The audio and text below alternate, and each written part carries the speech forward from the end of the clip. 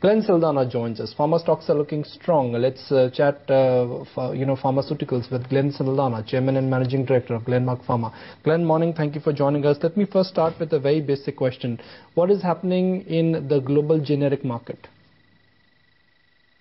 Well, I think, we've had a very good last year. We grew the business at 31% overall, and, we're continuing to see very strong growth coming from all our markets. The US, India, the two major markets, Brazil, Russia, they continue to contribute pretty significantly to the firm. Right. Glenn, what kind of growth do you see coming from the US markets and new products for FY13?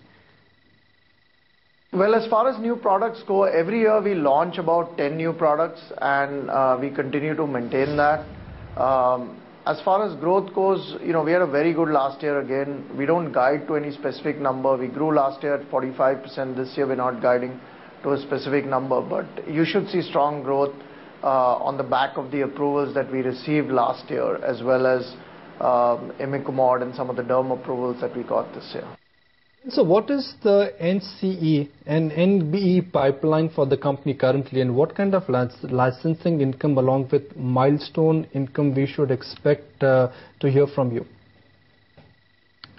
So we have 6 molecules in clinical development now, in active clinical development, out of which 2 have been licensed to Sanofi Aventis, which are progressing well. Both of them are right now in phase 2 clinical trials.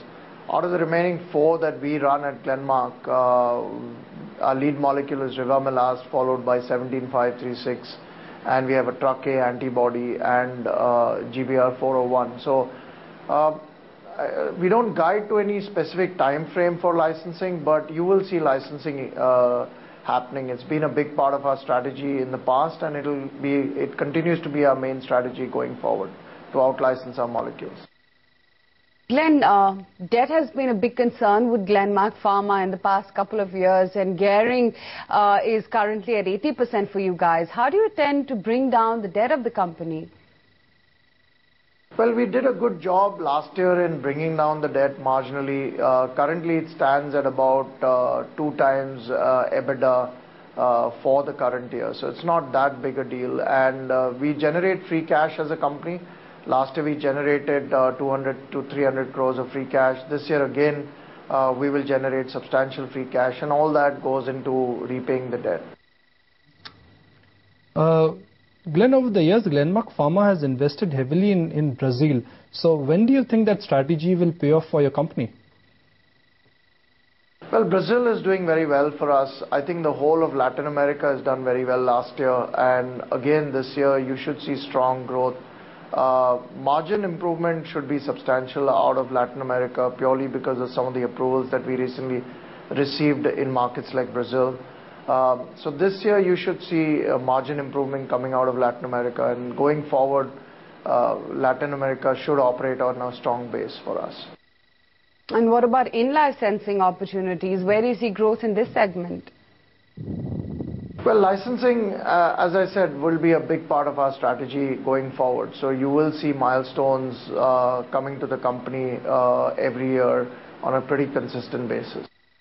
Glenn, what's the update on the deal with Napa Pharma and launching for Crofelemer as well?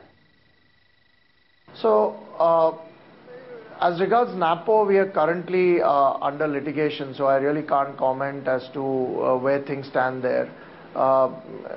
Except that we should have a verdict from the arbitration panel coming up shortly. As far as Crofelemer goes, we continue to, with filing of Crofelemer in various of our markets in the 140 countries where we have rights. We anticipate the FDA has given a date of September to get Crofelemer approved, the PDUFA date, and we hope that it gets approved in the US. On the back of that, our approvals will start coming through in all our major markets.